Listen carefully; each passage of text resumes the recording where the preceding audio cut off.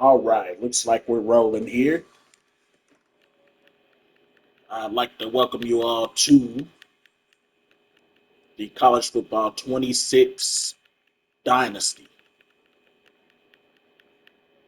I go by the name of S. Dot.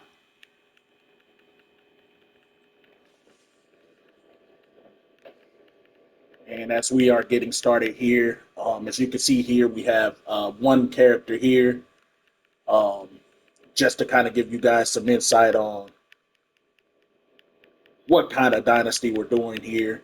You know, every day you see dudes doing live streams and rebuilds and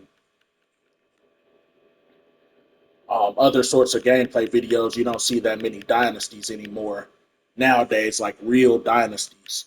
You know, shout out to dudes like Mr. Hurricane and Miles Dawkins. If you know, you know. Those dudes are out there grinding out content with actual classic dynasties, and there's a lot more coming along now. But those two are two that I'm really big fans of, and I kind of wanted to do something similar to them. It's going to be a little bit different, as we will number one, we will be using multiple coaches in this dynasty. So as you can see right here, you know, kind of give a backstory on that. A long time ago, like back on NCAA 14, you know, after we weren't getting any more gameplay or and things like that, any more games that were coming out, I should say. Um, we, you know, everybody was trying to find a way to like make the game enjoyable for themselves, still immerse themselves in the game because we didn't know, you know, little did we know it'd be, you know, over 10 years before we get another one. So I had just came up with a two coach dynasty where, you know, it was me controlling both coaches, but they were two totally different schemes, two totally different personalities, and kind of seeing which coach could take their team to the top first type of thing. And I just thought that was a little bit different from what you see all the time. You know, most people, you know, they're controlling one team, one coach, and, you know, they'll play that, you know, which it ain't nothing wrong with that.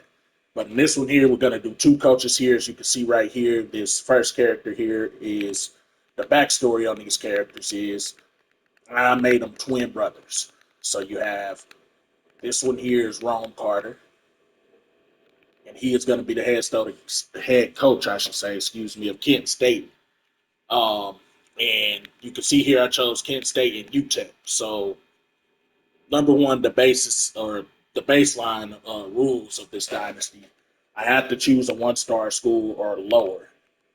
Akron and Kent State were actually in the zero-star category. The reason I didn't pick Akron is because I did Akron last year. So I did Akron last year. We had a lot of success there. And Kent State was somebody I thought about really, really hard, and they were arguably the worst team in college football last season. So, you know, let's see if we can put the fire out in that dumpster, so to speak, there. And, you know, so that was one reason, you know. I start off with one-star schools, and we try to make our way up or work our way up from there. So, um, and excuse the noise in the background and stuff like that. I'll touch on that in a second, but work our way up and hopefully get a better job into a Power Five, break into a Power Five, maybe turn around a struggling team, like for example, maybe like a Kansas or somebody who's been struggling elsewhere, like maybe a Purdue or something like that in the Big Ten. And that's the goal. Build these teams up and see who can kind of reach that pinnacle first. Now, the second thing is we um, we weren't gonna do um, excuse me, I lost my train of thought. Uh, man, can't remember what I was gonna say. We'll come back to that. But try to build that up here. And there's other certain rules that I follow and things like that. Um, another rule being like the recruiting rules, for instance, here. So we have a one-star school here, right? So automatically, we're going to go after mostly 1 star and 2 star prospects, just simply because that's more realistic. I see a lot of people all the time going for 5 star prospects when they're at 1 star school and kind of cheating the system or working the system and being able to build their team up in like 2 years. And if you want to do that, that's fine. But for me, that type of thing isn't fun. So I just don't indulge in it myself. But if that's what you want to do, that's how you want to play. That's totally up to you. But that's not what I want to do. And as far as like as a 1 star school, we're only allowed to recruit 3 stars. So if I'm going to go after any 3 stars here, we're only allowed to go after a total of 3 of them tops. Otherwise, it's kind of just one of those things where it's like, you kind of cheating the system a little bit. So I don't really want to do that. I don't want to be cheesy like that. So we're gonna keep it like that. Once we become a 2 star school, we can recruit a little bit more 3 stars, but we won't be able to recruit any 4 stars or higher until we're 4 stars. I'll give myself like 3 to 4 whenever we become a 3 star school. But as far as um, 5 stars and stuff like that, we won't be able to recruit 5 stars until we're a 4 star school. And I don't really plan on sticking around to turn like a Kent State or a UTEP into a 4 star school. To be honest with you, but I'm trying to get us up into that 3 star threshold, start winning some games, stuff like that. So the first coach here, one of the systems that we run is that I've always liked. I like the option. So I like both types of option. I like the uh,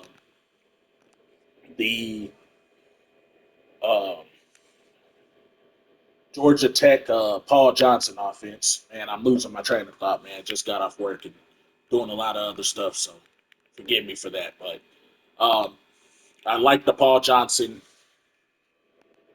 triple option offense and what he was able to do at Georgia Tech. Um, and I always wanted to, on NCAA 14, I made systems based on that and everything. And I kind of wanted to keep that going here. So, we got a little bit of that going. Um, and I also always liked like the spread system from um, West Virginia, teams like that back in the day with like Pat White and stuff like that. So I kind of combined those two systems together, and man, there's a lot of 3 stars interested too with UTEP, but man, I'm gonna have to stick to my rules. We'll get back. Hold that thought on what I was explaining here. One, don't need a fullback. I do really want a 3 star right tackle.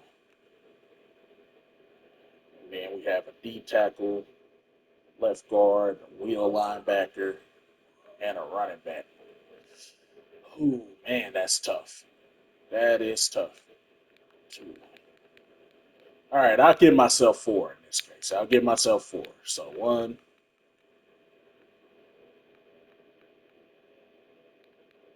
let's see, 2, 3, and 4. We'll cap it there. There's a bunch of receivers, and with this UTEP offense, as I'll discuss in a minute, we're a passing offense. So, man, and a 3 star corner. Oh man, kind of contact secret. You know what? We're gonna go with the corner here. Tough, tough, tough decision. If one of these other guys drop off, maybe we'll go after one of the others. But man, that's tough. Didn't expect to have that many 3 stars interested. Here's another wide receiver that's interested in us. I mean, it's cool to see. It's good to see because if we can keep that going, maybe we can build this team up fairly fast. But man, it's tough letting that guy go. But anyway, I kind of married those two systems together and created my own triple option based offense. I call it the triple shoot because it's basically a triple option offense that um, I kind of want to pull you in into the option, use the option, kind of like the run and shoot, right? It uses the run to open up the pass and vice versa. And it's kind of the same way. But in this case, we're using the option to open up. Um, we're using the option to open up the pass as opposed to just straight up running. So if you're looking for some interesting uh, gameplay, so to speak, some option gameplay. It's not something you see a whole lot, especially in dynasties. Then you come to the right place for that for sure. Um,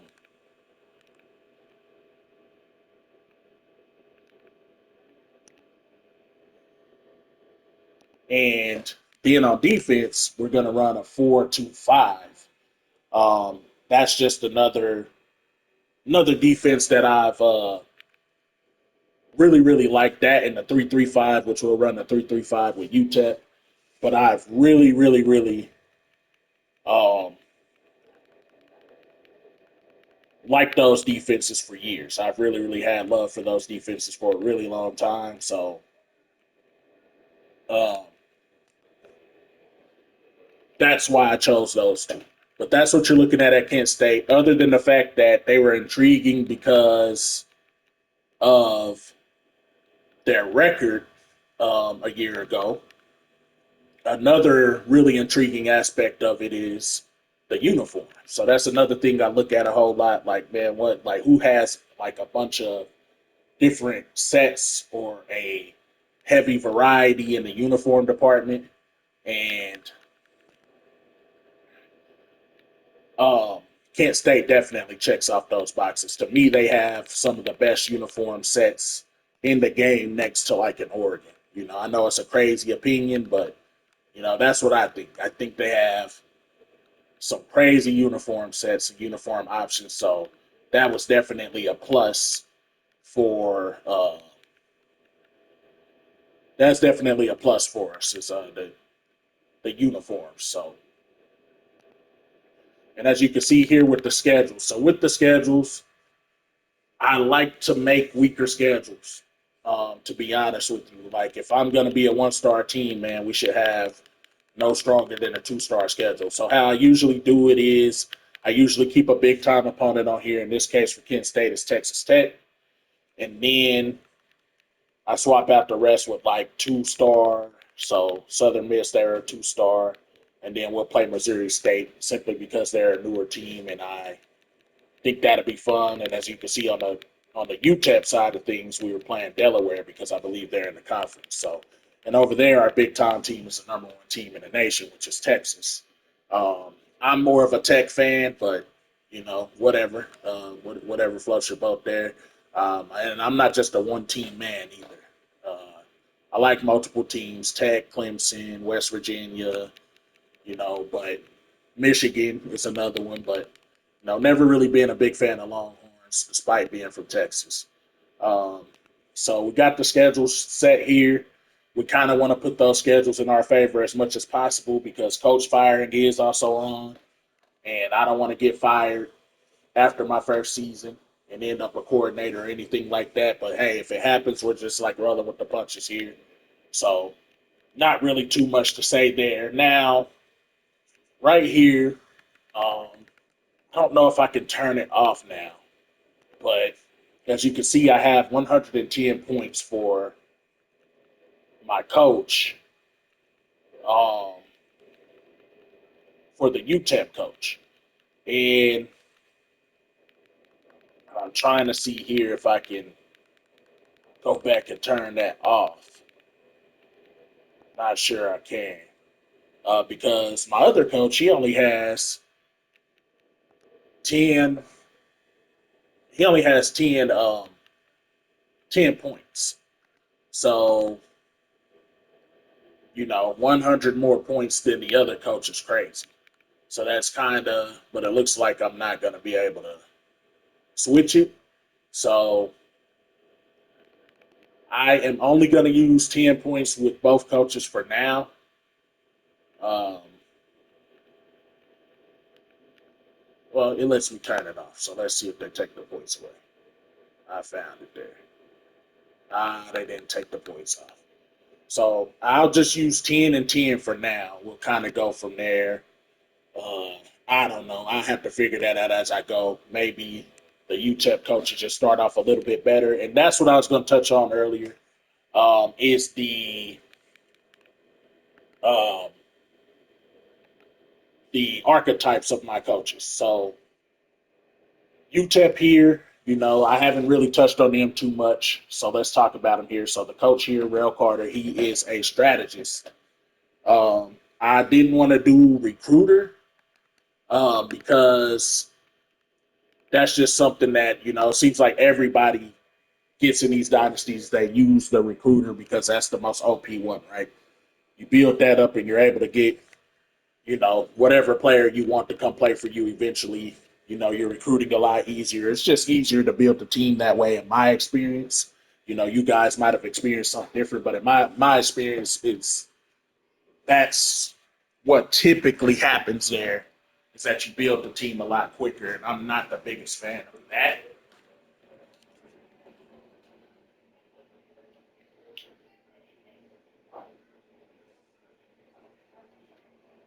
So with that being said, I decided to go with strategists here. We're all about the X's and O's, scheming it up right, getting the people in the right places, drawing up those plays, and then I have motivator for the other team, which fits that coach perfectly. Just getting his guys ready to play and ready to go. Now, the offense that I run with UTEP is, I'd always been a fan of the air raid system. That's kind of how I became a fan of Texas Tech. Rest in peace to Mike Leach, the pioneer of it, but back like with Graham Harrell and Michael Crabtree, just made you fall in love with that offense. So it just started off as an air raid, but then I also seen Sonny Dykes in the run and shoot, and that's another offense that I really, really loved. And then you see Baylor in the veer and shoot. So it kind of took all of those and melded them together to create what I call the Air Assault Offense, or AAO for short. And that's what we'll be running over here. So you're going to see a lot of passing in this system, but don't get it twisted. You can run the ball a lot out of this system as well. And keep in mind, both of these playbooks are custom playbooks based off of the playbooks I created last year. I went in, of course, with all these new formations, all these new plays. I tweaked some stuff here, tweaked some stuff there. And as the season goes along, we'll see what works and what doesn't. We'll add some things, take some things away, stuff like that. But that's UTEP, and we're going to be running 3-3-5 on defense. So right now, I'm looking at the roster here, and that's another topic here is why I chose UTEP. So UTEP is another team that I have been thinking about for a while. I have been thinking about, way back on NCAA 14 days, I had thought about UTEP, and I decided to go ahead and give them a try. I like their uniforms. I like the color schemes. They have some decent options and sets, not quite as much as Kent State at all, but a lot of teams aren't competing with Kent State. But they also have a player on the roster, which is TJ Tillman here, who is one of my good friend's sons from my hometown. So I thought that was pretty interesting, and we'll see if we can build him up here. I think they could have, 65 is, I think, pretty generous, but, I think they could have upped my boy when it came to like his juke move and spin move and stuff like that. Because this dude played receiver in high school too, and also returned. Man, that's disrespectful because he actually, used to house call a lot of punts and kicks. So, but that's one of the reasons there. Um, Take a look at him there. Kind of looks like him, kind of. And kind of just looking at the rosters, going through that right quick here. You guys seen me doing the recruiting aspect of it, so we already got that set up. We got the schedule set up. Um, and looking at the roster here, our best player is going to be Xavier Smith, which is he's going to be perfect for this 3-3-5 because I put him in that. A lot of people have a lot of different names for it. Like in this system, I'll call it like the Savage. I like to call it like the Savage position or Star or Bandit. It's just kind of like that safety linebacker hybrid. And he's built to play in that type of system. So you see him here. Um, you know, only a one-star prospect coming out of high school, but 85 overall. He's only a junior, so hopefully we can keep him around. And then after him, you have Hassan Wilson, who is a senior, but he is a um, potentially explosive running back. So you're going to see us do a lot of things with him. Hopefully, we have some success. Um, you have Cam Thomas, who is a elusive route runner, 5'7". I can only imagine like some of the things we'll be able to do with this dude. Reminded me of like a Jakeem Grant or like Kendall Wright for Baylor. That'll be man. We might be able to put some things together with him in his senior year. And you also have Kenny Odom, who's similar as well, 5'10" speedster. So we're working with a couple of big time dudes there. But another guy that interested me here was Malachi Nelson. So you see, he has the elite dev trait there. I'm worried about that at the same time. Dude was literally a 5-star recruit coming out of high school. Um, I'm looking it up to see where he came from because I remember hearing about him. Um, and yeah, so USC, like, so he had went to um, USC, and I think last year he was on Boise State because I remember seeing him in the dynasties, and he would become like this, like really good quarterback at Boise State. So apparently he transferred to UTEP. So I mean, man, it's crazy to have a guy right here with that type of potential. I'm excited to see what he can do, but the backup isn't shabby either. Don't like the backup isn't shabby. If we didn't have him, we got Skylar Locklear here as well, who I think we could definitely win with too. But hopefully we don't have to find out there. Sorry, Locklear, but hopefully Nelson can get the job done. But as you kind of look at the roster here, that's kind of what we're working with. We have some potential with the younger players for sure on offense. Um, I am a lot more worried about the defense on this team, especially with our edge players here. As you can see here, the right edge, left edge, 67, 68s. We do have a quick jump at least, though, and we know how OP that can be. So we got a pair of quick jumpers here. So maybe that can make up for some of the deficiencies in the ratings. KD Johnson is actually pretty solid as well. So, with that three-man front, maybe we can do something here. I guess we'll see. And as you can see here, the linebacking group could use some love too. And the secondary is definitely something that we're going to have to look at for sure. Well, the corners at least. At safety, we're doing all right. But there's a lot of upperclassmen there too. So that gets tricky as well. Um, yeah, let's go take a look at the golden flashes here. I almost forgot my ABCs for a second. So over here, our top two players are only 81 overall, so that should already tell you what you need to know.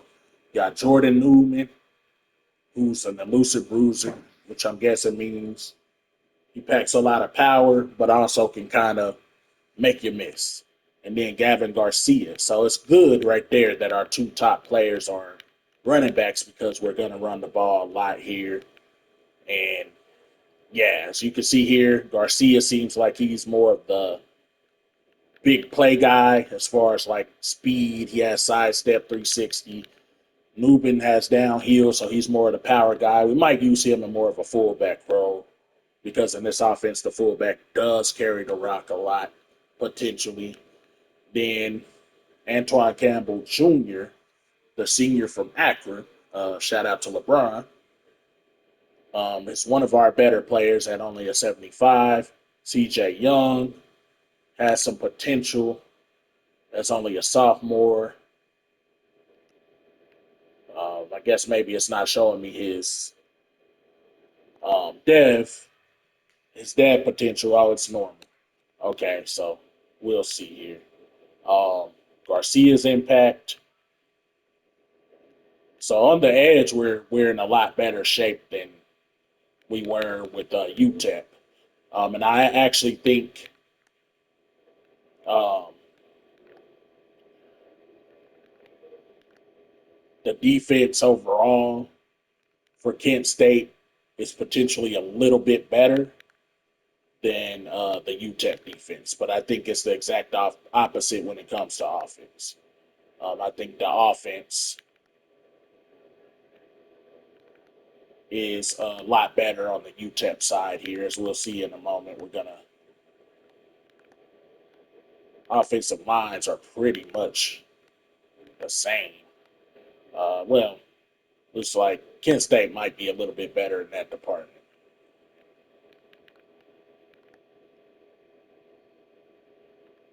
But you see here, we have a lot of younger receivers here. JJ Etheridge, some guys with some potential here, which is good, but we're not going to be passing the ball as much here.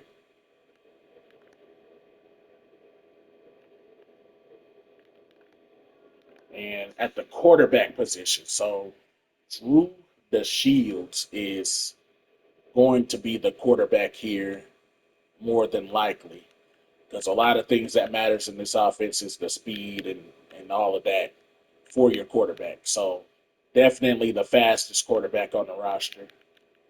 So that's good. And then he's the most agile by a mile. Has a pretty good change of direction too. Not the best passer. Definitely has some competition in the passing department, but and then you have like right here, Daryl Cole. He has option king, so maybe he'll turn into something in the future. But like option king, but you see the speed and the acceleration and the agility and the change. Like it's just really not there. So despite him having the option king and being listed as a dual threat, I'm not so sure. But that's what we're working with here, as far as um, the rosters go. Aside from that, just to clean up here before I get off and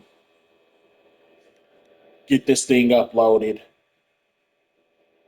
So as far as my recording style, things like that, just like one thing to know about me is I am a full-time worker, family man, stuff like that. So I got to cram a lot of this in as best as I can. So number one, you're not going to get every single gameplay. I will have to simulate some, or sometimes I may simply play a game and not have the time, or maybe not want to particularly record that footage. But I am going to try to get several games up. Um, in the season here, so we have a 12-game season and potentially bowl games and stuff like that. So I'll try to upload anywhere between 8 to 10 gameplay videos for each team, and kind of go from there. Just depending on who we're playing, I'll try to save it for of course, we're going to do the very first game of the season. Um, and depending on how things go, we'll go from there. Probably the bigger teams, like the Texas team here, will probably do Texas Tech with Kent State. But I can't upload all the gameplay. I also can't um, do 8 minute quarters like I want to, just because of the recording style that I'm gonna have to do here. I was last time doing like a record and edit type of thing where I just record the gameplay, play it, then go in and do my voiceover afterwards and edit and trim the videos. But I just can't do that this time. So uh, I'll be recording as I play, and we'll kind of see how that goes, and we'll switch things up as it goes if necessary. But I'll be recording as I play, and to keep these gameplay videos as short as possible. We'll be playing on 6 minutes with accelerated clock for now, and we'll go from there. See where that takes us. See if that's good or bad. But at max, we'll go up to 7. But I kind of experimented this with this already, and the sweet spot seems to be about 6 minute quarters. So that's what we're gonna go with for now. And I'm recording on the fly. I don't have the best mic, none of that stuff. But if you guys like, subscribe, and all that, maybe in the future we can blow this thing up. But other than that, recording on the fly, I have kids, things like that. So sometimes you might hear stuff in the background. You might hear different noises and stuff like that. So bear with me as we get all that worked out.